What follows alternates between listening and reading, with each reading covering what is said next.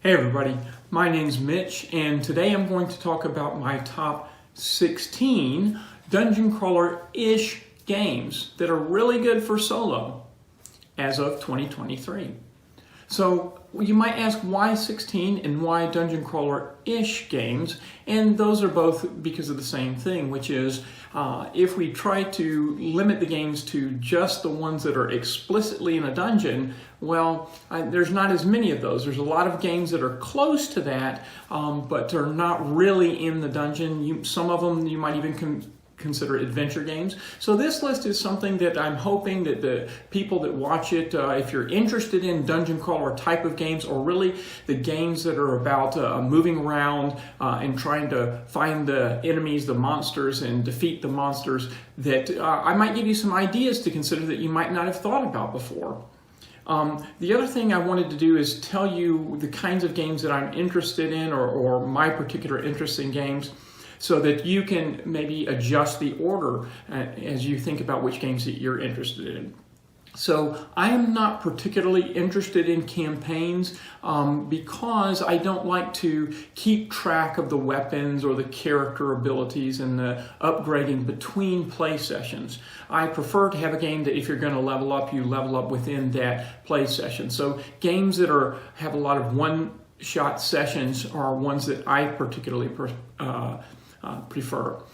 The other thing is I like tactical and the quick decisions, but also having a strong problem space. So those are the kinds of games that I'm interested in.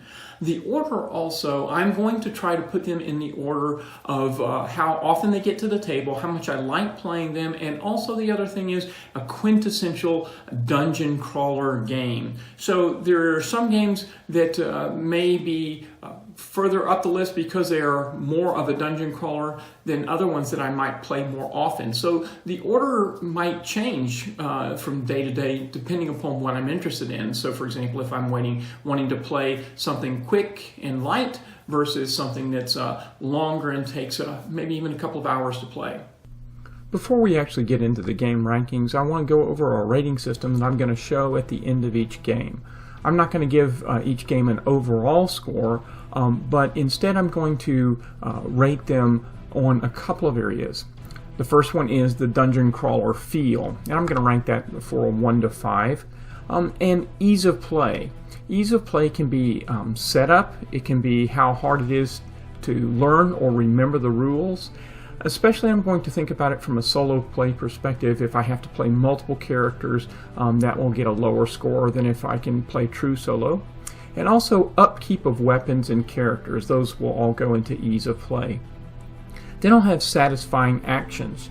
And in that I'm just thinking about the whole going through the game and playing the game. Do I feel like the decision space is good? Is it enjoyable choosing the actions? And is it too easy or too difficult? So if a game is more AP prone, I'll give it a lower score.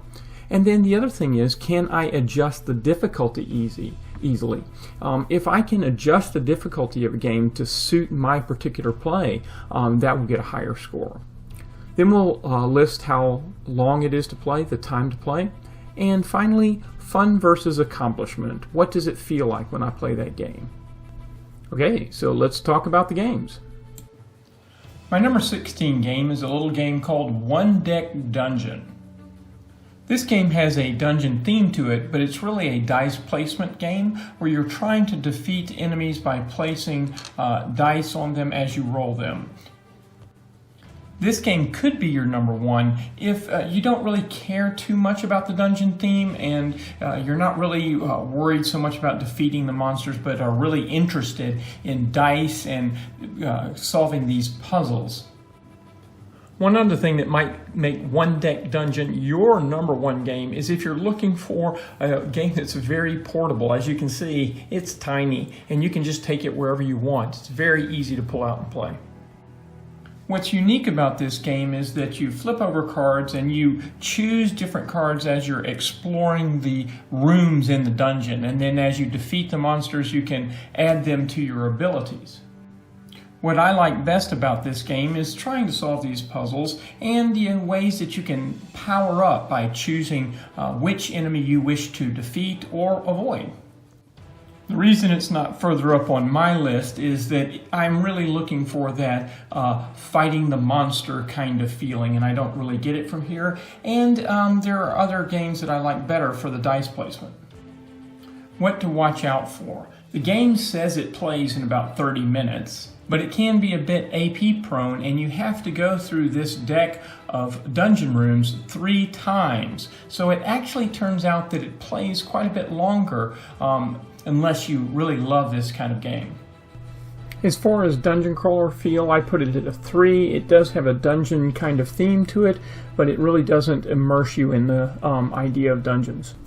In terms of ease of play, it's very easy to set up, and the rules are not too complex, but they're a little harder to remember than some other games, and I think it goes a little bit too long going through 3 levels of the dungeon. In terms of satisfying actions, that's where there was a disconnect for me. I rated it as a 2.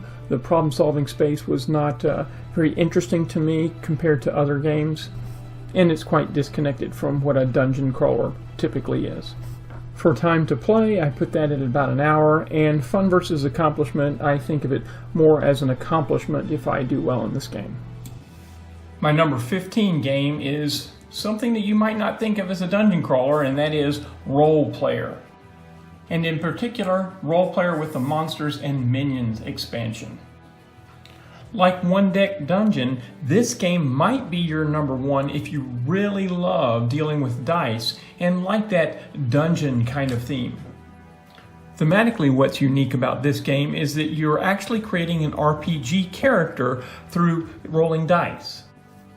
Mechanically, you have a number of abilities about which dice you choose and what happens if you choose the different dice, and you have different abilities that you can use on each row. So it creates a really nice puzzle in trying to maximize your score. What I like best about this game?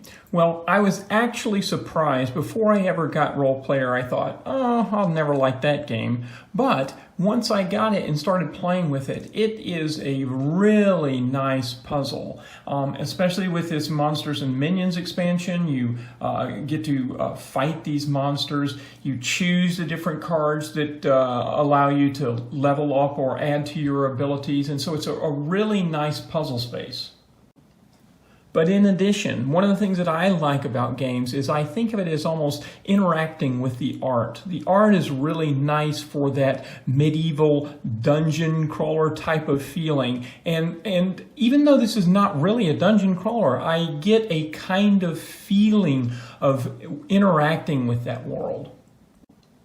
Now, if we compare One Deck Dungeon to this game, I much prefer this game, Roll Player. You may feel differently, but I just feel that this really immerses me more in the theme and also gives me a much more satisfying puzzle to deal with. So why is it not higher up on the list? Really, that's just because this is really not a dungeon crawler. It's dungeon crawler-esque or monster fighting-esque, but not really a dungeon crawler. But if we rated all the games that we're going to go through here based upon how much I like to play them or how often they hit the table, this would be higher than quite a number of the games on the list. So what to watch out for? I don't think that there's anything that will really surprise you. This is not a dungeon crawler really. It's really a dice placement game, and it's all about kind of getting the maximum score. And if that's what you're looking for, this is a great game. The final question you may wonder is, do I need to have the expansion in order to enjoy the game? And I definitely say no. The Roll Player game itself, the base game, is a really enjoyable game. The expansion just essentially adds a little bit of additional enjoyment to the game, and it's nice in the sense that it doesn't make it too complex. Sometimes the expansions can make it overly complex, but that's not the case here. It's just, I would suggest go ahead and go with the Roll Player base game to start with, and if you really enjoy it, then you can add on the expansion and you'll like it. For dungeon crawler feel, even though it's not really a dungeon crawler, the artwork helps bring you into that feel, so I rank it as a 3. For ease of play, I put this as a 4. It's actually very easy to get to the table, and it's easy to remember the rules. Satisfying actions, I rank this as a 5. It's very satisfying to try to build up the dice combinations and get that high score. Time to play is about an hour and a half, and fun versus accomplishment, I consider it a mix. It's really fun to try to solve this dice puzzle, and you feel like you've accomplished something at the end. My number 14 game is Marvel United, and that can be the base game or the X-Men United. This might be your number 1 game if you're not really looking for a dungeon per se, but like that fight the bad guys type of game, and you're wanting something quick and easy to play. And if you like the Marvel Universe, you definitely need to check out this game. So what's unique about this game? This is a very easy to mix and match kind of play. You can pick up any number of heroes, and choose whichever ones you want, and fight whichever bad guy that you want. What I like best about this game is its tactical nature, and it's very easy to play. Plus I like this storyline mechanism that they have. Why is it not higher on this list is mainly because it's not really a dungeon crawler game. And plus, for me personally, I am not a super Marvel fan. I like Marvel, but it's not really my greatest theme. I'm a pretty big theme person, so if this did have a medieval type of theme or a dungeon type of theme, I probably would like it even better. What to watch out for? One of the things in the gameplay that I don't like is the fact that the movement is circular. So you just kind of move clockwise or counterclockwise around the central area. And in dungeon crawlers and games like that, I expect to be able to move quite a number of different directions. And so that I didn't like so much. But that's a minor thing. The other thing to be aware of is that it's not a very thinky type of game. It's pretty obvious what the actions that you want to do, so that can be good for a fast kind of game. But it's not going to be a brain burner. The other thing to watch out for is that the enemies are asymmetric, which is a great thing, but you may choose which particular set that you want to get based upon those enemy characters because how they behave. So you might want to take a look for rankings on those enemies or how they behave and what you might like the best. For dungeon crawler feel, I rank this as a 2 because it's not really a dungeon, but it does have the characters that you move around and you're fighting the bad guys. For ease of play, it's very easy to get to the table. It's very easy to understand what's going on, so I rank that as a 4. For satisfying actions, I also rank this as a 4. It's very satisfying as you play out your cards. Time to play, about 45 minutes, and fun versus accomplishment, I rate this as a very fun game. My number 13 game is Mage Knight. This game is actually the one that has moved me to create a list more than 10 games. And that's because Mage Knight is a fantastic game, but I really can't consider it a dungeon crawler. So if I'm going to talk about Mage Knight, I might as well talk about some other ones as well. This might be your number 1 game if you're looking for a very rich puzzle solving experience and are okay with abstract kind of goals. It does play with 1 to 4, but it's probably best known for its solo game. What's unique about Mage Knight is how you use cards to move and interact with the enemies. Mage Knight does have dice, but they're only used to enhance the cards that you play. What I like best about Mage Knight is the multiple ways that you can use cards. It's an unbeatable play experience. The reason it's not further up the list is because it's not really a dungeon crawler, it's more of an adventure game, and there's a couple of things you want to watch out for. First of all, Mage Knight is a very rich game, and as a result it has a pretty steep learning curve. Second, the way that combat is resolved is quite different than most dungeon crawlers. Wounds don't actually kill you, they just kind of hinder your gameplay. Another thing to watch out for is that the goals are kind of abstract. There are actually a number of different scenarios that you can play, but the goals aren't as clear as most dungeon crawler games. It's almost as if the game is actually an adventure system. Also, the game is very AP prone. There's so many different things that you can do to try to gain reputation and fame that you may be stuck trying to decide, what should I do? And because of this richness, the game can be quite long. You should expect to spend about 3 hours playing the game. It's a super good game, but it may take a good investment in order to enjoy playing it. So as far as dungeon crawler feel, I put it at about 2 because it's really more of an adventure game. In terms of ease of play, I rate that at a 3. It's actually very easy to get to the table and easy to solo, but the rules are quite complex, and so that can be very confusing. For satisfying actions, I rate that as a 3. The individual card choices can be very satisfying, but trying to relate that to the overall game can be a challenge. Time to play is between 2 and 3 hours, and fun versus accomplishment I rate as a mix. My number 12 game is Descent: Journeys in the Dark, 2nd edition. This might become your number 1 if you like dice chucking, campaign story, and you don't mind house-ruled solo or playing with an app. What's unique about this game? Well, it's a classic dungeon crawler board game. What I like best about this game is that it's a typical dice chucker. It's got a nice campaign story, and it looks great. It's got nice components, cards, tiles, and figures. The reason it's where it is on the list is that I'm not really an app fan. There are some YouTube videos that show how that you can play it solo just by using some dice to roll or randomly select what the dungeon master might select, but it's a little bit hacky. What to watch out for, again, if you don't want a game with a dungeon master in its original design, or you don't like using apps. Also, it has irregularly shaped tiles, and that can sometimes bother people.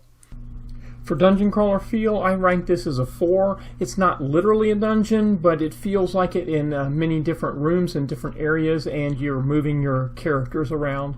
For ease of play, I rate this as a 2 because you do have to go back to the rules quite a bit, and also because of the campaign nature, you have to manage your character between the different plays.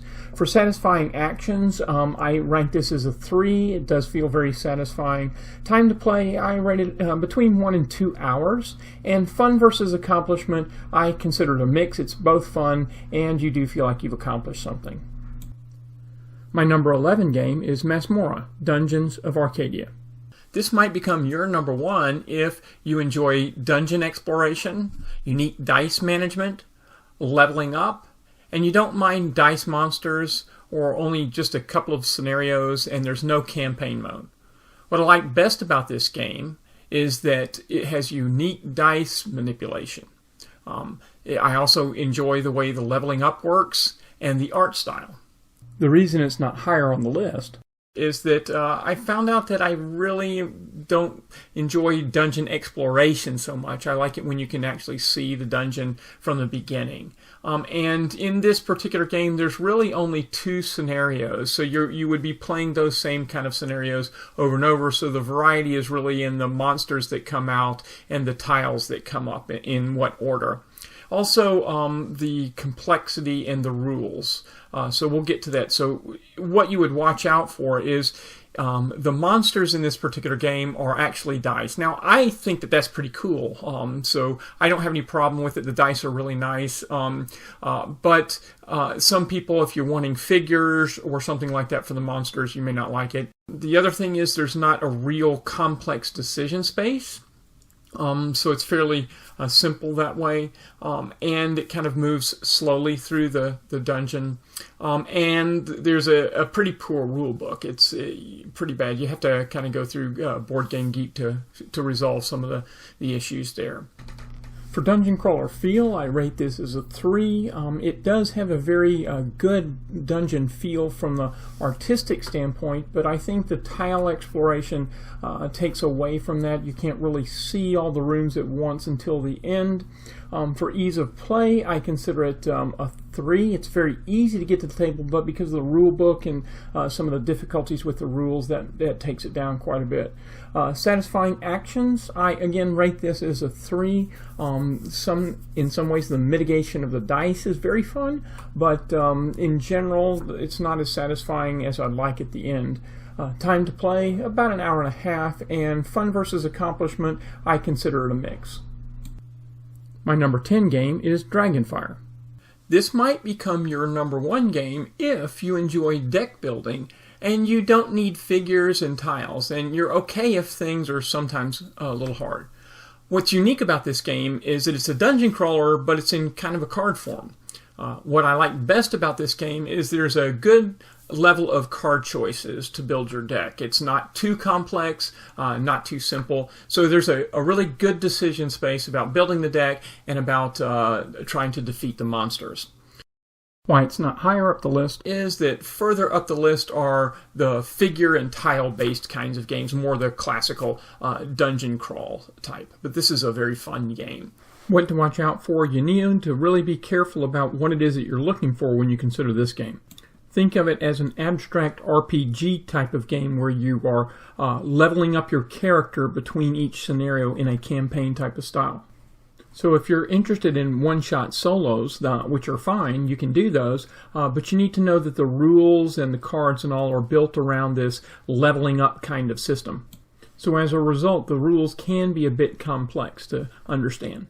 So let's think about the campaign a little bit. So as you compare this game to many of the modern games in terms of campaign, it's not a rich story that you read through. It does have good pages of flavor text, but if you look at the campaign booklet, it's tiny. On the other hand, as you think about leveling up your characters, you have stickers that make this kind of like a legacy game, and you're putting the stickers on your character, and then you can gain these powerful cards. And as you go through the campaign, you'll be facing different enemies and having slightly different goals for each scenario. In terms of the dungeon crawler feel, I rate it a 3. It does have that mental feel of a dungeon crawl, but again, you don't have the characters or the tiles typical for dungeon crawlers. In terms of ease of play, it's really easy to set up and get to the table, but you can't play true solo, even though it is easy to play multiple characters. But it is one of those games that has a harder rule set, and it's difficult to remember between different play sessions if it's been a while since you last played. In terms of satisfying actions, I'd rate this as a 4. It has a very good problem space, but it may be a little bit too hard for some players. It is easy to adjust the difficulty, but the gameplay in general can feel like a little bit of a slog sometimes. The time to play is about an hour to an hour and a half, and the fun versus accomplishment rating, it's fun, especially if you like deck building games, but it definitely has a sense of accomplishment, so I'd rate it a mix. My number 9 game is Dungeon Alliance. This might become your number 1 if you enjoy deck building and card management, and you want a strong dungeon feel, and you don't mind long games. What's unique about this game is its hand management. You're using one hand to represent 4 heroes. What I like about this game is its unique style of playing these heroes, and you have interesting decisions with the cards. There are many different types of heroes and monsters, and the solo mode is well done. It's interesting that there are online web stories, and there's adventure decks that can come with it, and they actually make the game quite interesting. The reason it's not higher up the list is that it takes quite a long time to play, and personally I'm one that wants to be able to play the game within about an hour. And then when you're playing the game, the cards have a lot of text on them, so you spend a lot of time reading the cards to find the subtle differences on the different abilities of each of the card. So it doesn't hit the table as much as some of the other games. What to watch out for. So this is a long AP prone type of game. So you're spending a lot of time studying cards, studying which cards you want to add to your deck to build your deck, which cards you want to play, which one works with which hero. And so if you like that kind of thing, this may be a really great game for you. But if you don't like that kind of game, if you want to play like I like to play, the more tactical one, it may not be as good as some of the other ones for you. And as you're going through the dungeon, because of this really studying of the cards and really thinky about what you're going to do, it feels like there's just a slow movement through the dungeon. And also the win condition is not like some of the other dungeon crawler games where it's a clear win condition. It's more like a score type of thing. And it's really, this game is, you can actually think of it as a dungeon crawler system. So that could be a really strong point if you like that kind of thing. The point being is you can play it in any number of different ways, and you could imagine different scenarios, beat these, certain number of monsters, earn a certain number of points, and different kind of things. And in fact, one of the styles is you choose a quest and which quest you're going to beat. So it's really kind of a system. In terms of dungeon crawler feel, it's a 5 because it's a dungeon.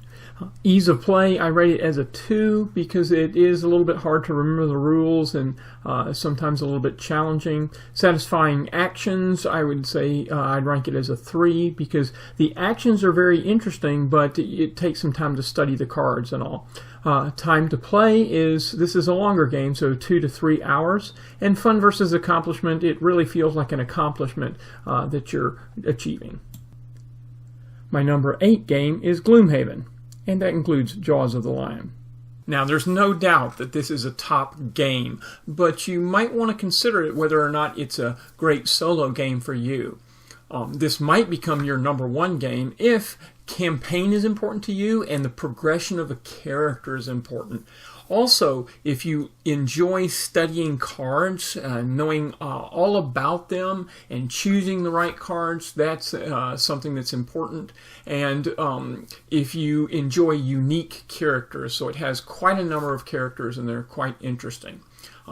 What's unique about this game is the hand management as you're playing the game, and you get a ton of stuff in the box. Whether you get Jaws of the Lion, which is less expensive and has less things in it, or you get the regular box Gloomhaven that has a ton in it and it weighs a ton, you're definitely going to get your money's worth out of this game.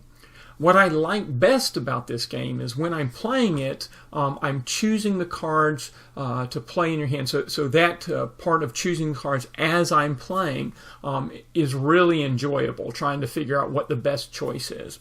But ironically, it turns out that there are too many cards and too much stuff and campaign management for me to actually get this to the table as frequently as some of the other games. So what to watch out for?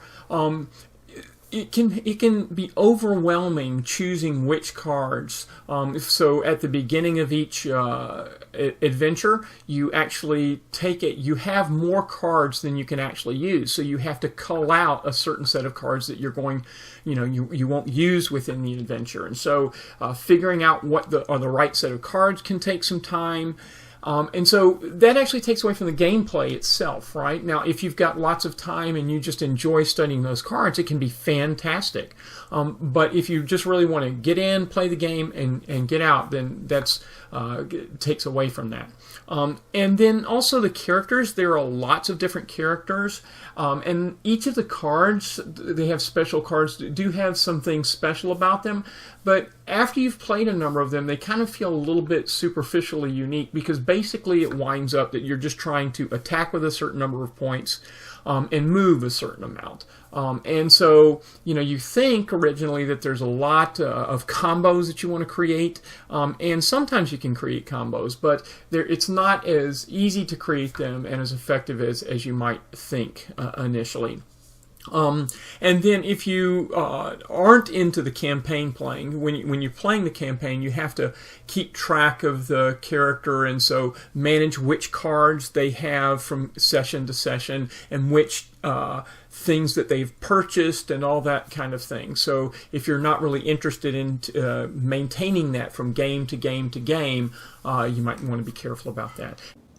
Now, if you're kind of interested in Gloomhaven, but you're not quite sure if it's right for you, I would definitely recommend considering Gloomhaven Jaws of the Lion. I think that you can actually even get it for around $25 now at Target or Walmart. This is the same gameplay as the original Gloomhaven, but it's trimmed down to only 25 scenarios and 4 characters. It's a really great starting point for Gloomhaven.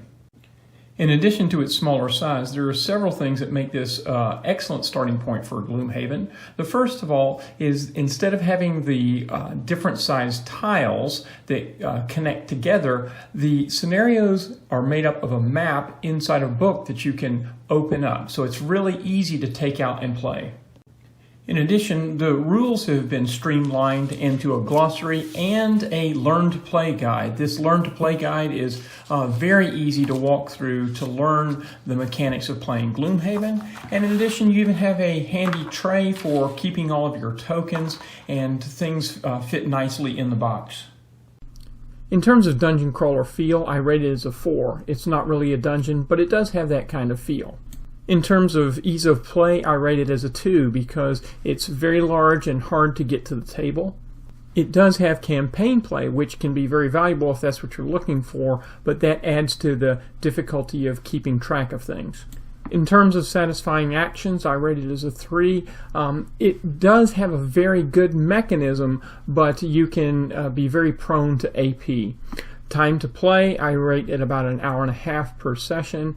And fun versus accomplishment, I rank it as really focusing more on accomplishment. My number 7 game is Dungeons & Dragons board games. And that includes all the different variations of Dungeons & Dragons board games. This might become your number 1 if you enjoy dungeon exploration and you want something that's easy to learn and play, and you want some figures and have really nice looking tiles, nice and easy to use tiles. The tiles are really nice here. And you just want to do dice chucking. What's unique about this game, it's kind of a gateway into the dungeon crawlers. It's one of the earlier versions, and they've got multiple variants on it. And you use the classic D20 to roll for success. What I like best about this game is that it's really easy to get to the table, and it's fun and easy to play, and it's got nice tiles and figures. Why it's not higher on the list, it's fun to play, but some other games have more depth. What to watch out for is that over time it can have a samey type of feeling to the battle. Pretty much you're just going to defeat a monster, move to the next tile, defeat a monster, and move to the next tile, defeat a monster. And there's not a lot of choice in terms of there are some choices. There are a number of cards that you can choose from when you're attacking a monster, but pretty much what I found, at least for me, that it seems like I tend to choose the same card every time.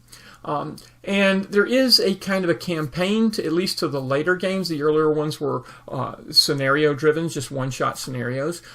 In this one here, and some of the later games, they have a campaign so that your character levels up some, but it doesn't have much depth or narrative depth to it, and you can easily just play it one-shot as well. In terms of the dungeon crawler feel, this is definitely a 5. It is a pure dungeon crawler. In terms of the ease of play, it's a 5 as well, because it's very easy to get to the table and to remember the rules.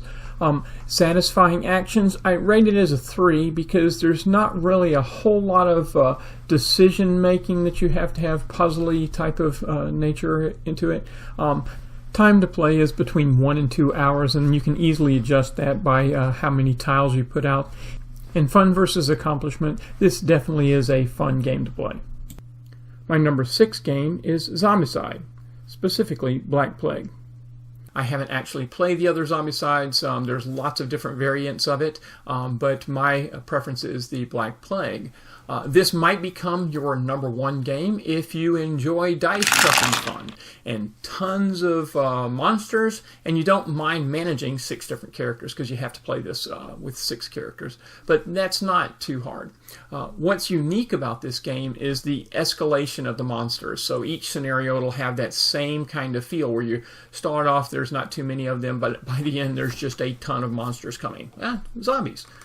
What I like best about this game is that it's easy to pick up the rules and understand how to play, and it's a tactical type of play. So the decision space is clear, and it's quick to play.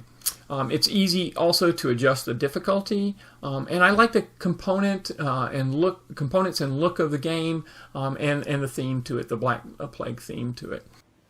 The reason it's not further up the list is just my personal preference. There's a little bit too much management of the figures, when you play this. Just a lot of things that you're putting on the board and taking off. What to watch out for? It is a tactical type of gameplay, so if you're really wanting to have some deep thinky things so that every single decision takes a lot of time and effort, this may not be the thing for you. The missions are different, and they're nice. I like the scenarios, but the monster interaction and the build-up feels the same. So you have that consistent feel of just being nearly overwhelmed at the end. In terms of dungeon crawler feel, I rate that as a 4. It's not explicitly a dungeon, but it has that very dungeon crawler feel to it. Ease of play, it's very easy to get to the table. The only thing is you have to manage 6 players if you're playing solo. For satisfying actions, I also rate that as a 4. Time to play, about an hour and a half. And fun versus accomplishment, I rate that as a mix because it's both fun and you have a sense of accomplishment when you're done. My number 5 game is World of Warcraft, Wrath of the Lich King. Now this game is definitely more of an adventure style feel to it, but it has that same kind of idea, like we talked about with Mage Knight, of defeating the enemies. And speaking of Mage Knight, this game actually beats Mage Knight for me in terms of getting to the table. Now, I'm not saying this is a better game. Mage Knight is definitely a very rich design, and it's a great game if I have a lot of time to play. And while with Mage Knight I may be staring at the tiles trying to decide what I want to do, in this game it's very clear what kinds of actions you need to do, and so it plays very quickly. What's unique about this game is that it uses the pandemic system. I'm not an expert on World of Warcraft, but I do like that it's fairly similar to the dungeon crawler type of theme to it. Now, if you like a different theme, there are some other games that are coming out like this. There's a Cthulhu type of pandemic system, and there's also, most recently, there's a Star Wars variant. So those are some similar systems that you might want to check out. What I like best about this game is the way that you do combat or complete quests. You roll dice, but then you actually can mitigate those that dice roll by using cards. So that's really cool. The reason it's not higher up the list is, number one, because it's not really a dungeon crawler per se. The second thing is that the asymmetric powers on some of the other games are a little bit better than in this. What to watch out for? I don't really think that there's much to be surprised about this game. It is pandemic mixed with monster fighting. I guess the only thing to really be aware of is that the figures they're nicely sculpted, but they're tiny, with the exception of the abominations and the Lich King himself. In terms of dungeon crawler feel, I rate that a 3. It's really an adventure game, but you are moving around. You've got those figures. In terms of ease of play, I rate this definitely a 5. It's very easy to set up. It's very easy to remember the rules and play solo. In terms of satisfying actions, I rate that as a 4. It's definitely a very enjoyable, very good problem space, and it's very easy to adjust the difficulty. The only thing is that the quests are a little bit generic. Time to play is about an hour, and fun versus accomplishment, it definitely is on the fun side, but it's also an accomplishment when you win, especially if you play at the higher levels. My number 4 game is Cthulhu Death May Die. This might be your number 1 if you're looking for a scenario-based dungeon crawler with some nice story elements. And if you like the Cthulhu theme, you definitely ought to check out this game. There are several things that are unique about this game. One is that you mix and match episode boxes with the elder ones that you will battle. Another is that you have a large number of investigators that you can use. There are 10 of them in the base game. But perhaps the most interesting is the sanity track. You gain special abilities as you lose sanity, but if you lose too much sanity, you'll lose the game. Now, I'm actually not a Cthulhu fan, but I really enjoy playing this game. That sanity track is really the thing I like best. But I also like the way that they balance the number of enemies that show up on the board because you're not constantly facing the same enemies all the time. The reason it's not higher on the list for me is that it's not really a dungeon per se, but specifically I'm not a big fan of Cthulhu, and as funny as it may sound, I'm not a fan of the sculpts of the Elder Ones. In particular, I don't like the bumps on Cthulhu. So what should you watch out for in this game? The first, of course, would be the theme and the art. You want to make sure that that works for you. And you need to know that even though it does have story, it's not really a campaign game. The other thing is that there are only 6 scenarios and 2 monsters, so that's really 12 combinations in the base box. But I'd still say that each combination is highly replayable. One thing that you may wonder about is the tiles. They are irregularly shaped, and some people have complained that they're too small. I was a little bit concerned about that before ever playing the game, but since playing the game, I don't consider that either one of those are a problem. The tiles fit into the box easily, and yes, it does get a little crowded sometimes, but that's fine because it's not a huge table hog compared to some other games. Other than that, this is a very good game, and many people who don't like Cthulhu actually enjoy this game. In terms of its dungeon crawler feel, I rate it as a 4. It's not explicitly a dungeon, but it seems close to that. In terms of ease of play, I rate this as a 4. It's very easy to get to the table and remember the rules, but it's not quite as easy as the games that play in about an hour. In terms of satisfying actions, I rate this as a 5. It's very satisfying and coming up with the different strategies that you want. Time to play is about an hour and a half, maybe 2 hours on some of the scenarios. And fun versus accomplishment, I rate it as a mix because it's definitely a lot of fun and you feel like you have accomplished something when you win. My number 3 game is Horrified. Now actually, Horrified is my favorite game to play, but I can't say it's got the best dungeon crawler feel to it. Now, this might become your number 1 game to play if you want a fast, tactical monster fighter with unique monsters and heroes. What's unique about this game is the unique monsters. So you defeat each one of them differently. And it's a kind of pick up and deliver type of game. What I like about this game is it's similar to Pandemic in the sense that you're running around all over the board, and there are different heroes, and there is a kind of a timer mechanism to it. You can actually mix and match these monsters as you play, and so you can play against 1, 2, 3, or 4, so it's very easy to change the difficulty by selecting how many monsters you play against, and even by setting your starting point. The reason it's not further up the list is just simply because it's not a classic dungeon crawler.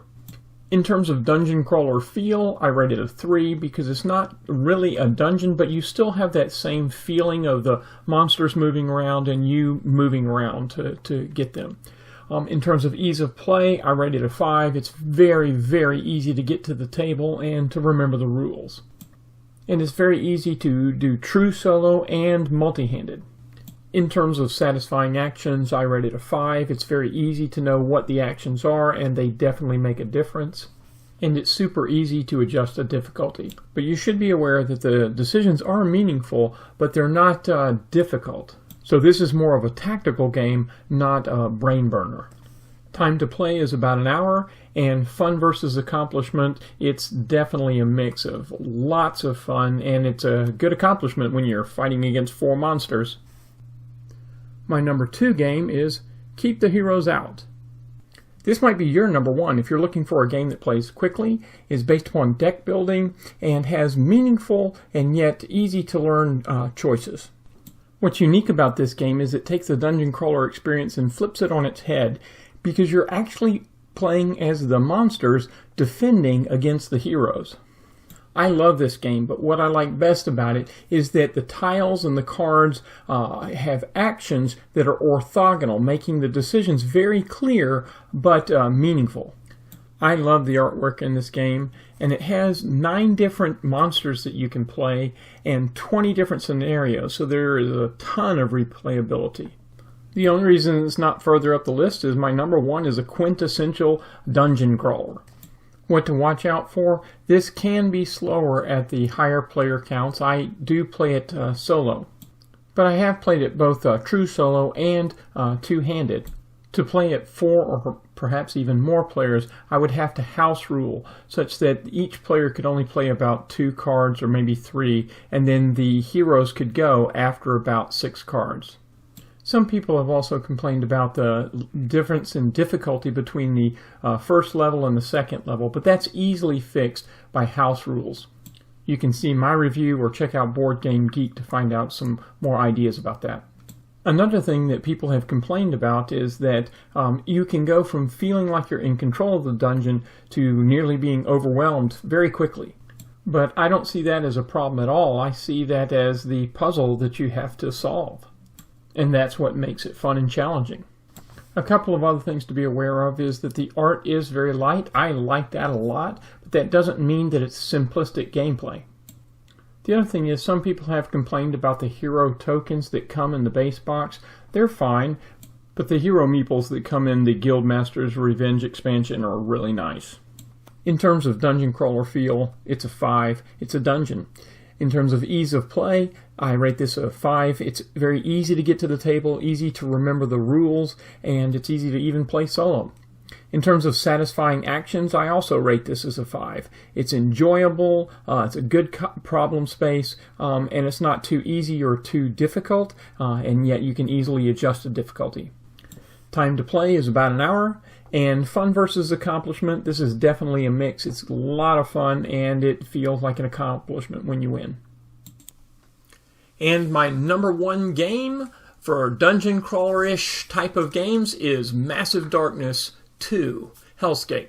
This might become your number one game if true solo dungeon crawlers with true asymmetric hero powers is something you're interested in. If you like dice chucking and dice mitigation, that would be great. And if you don't mind managing lots of loot, and you don't need a strong story-driven campaign. What's unique about this game is you can play it true solo very easily, and they have the very best asymmetric heroes in my opinion. Each hero is radically different. It's not just the same kind of gameplay mechanism with tweaks on it. Each hero has a completely unique mechanism, and you deal with tons of loot. You're going to be getting tons of loot, and that can kind of be overwhelming, but that's part of the game. So the game is a huge improvement over Massive Darkness. So this is Massive Darkness 2. I have Massive Darkness and Massive Darkness 2, and it's just a great, huge improvement over the original. I consider this one actually the gold standard of scenario-style dungeon crawlers, in my opinion, the kind of thing that I'm looking for. So maybe you'll like it too. What I like best about this game is, again, I've mentioned true solo. I like to play that way. But the asymmetric heroes, just exploring those. So I've purchased the extra heroes as well. And I also have the upgrade kit for Massive Darkness. So there's just a ton of content and gameplay there. I like the large dungeon tiles. I like the dice mitigation. That just is really fun. After you've roll the dice, just a handful of dice, and you roll them, and then you can decide to re-roll them. And then the leveling up system, you choose the kinds of things that you want to level up with. So some of them might give you the ability to re-roll, or some of them might allow you to do a shadow zone attack, and just lots of different things. So it's really fun that way. While the rationale of why it's number one, it ticks all the boxes for the dungeon crawler that I want. What to watch out for, though, depending upon what you're looking for. If you're looking for a strong story-driven campaign, there is a campaign system. I haven't personally played it, but I don't think it's a significant narrative there. It just kind of walks you through all the different scenarios. Also, there's no significant character investment like you might think of for something like Gloomhaven, where you have a unique character that you're building up over time. And also, if you don't want to manage lots of loot, you are going to have to, you'll get tons of loot, and you have to make decisions about which ones you want to keep and which ones you want to get rid of. There's a couple of other things that you might want to be aware of. A number of people, at least in the earlier editions, have gotten broken figures when they've bought Massive Darkness.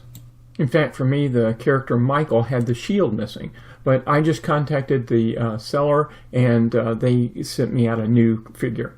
Also, some people have worried about the difficulty, whether it's high enough or not. I enjoy it as it is, but it's pretty easy to change the difficulty by just changing the number of minions that come out, or perhaps removing a card or two from the deck, or just adding a house rule or two. In terms of dungeon crawler feel, it's definitely a 5. It is a dungeon. In terms of ease of play, I rate it a 4. It's easy to get to the table, but it does take a little bit more setup than some of the quicker games, and there is quite a bit of upkeep on the weapons. For satisfying actions, I rate this as a 5 because choosing the weapons that you use and doing the dice mitigation is really enjoyable. In terms of time to play, most of the scenarios are about an hour to an hour and a half, but the later scenarios can take longer, especially if you're playing with more characters. And in terms of fun versus accomplishment, this is definitely a mix. It's a lot of fun, and you feel like you've accomplished something at the end. So there you have it. That's my top 16 dungeon crawler-ish board games. There's lots of great games out there. This just happens to be my set of preferences. My hope is that you've maybe seen some games that you haven't played before, and maybe that'll give you some ideas about what game you want to get next. So enjoy playing board games, and have a great day.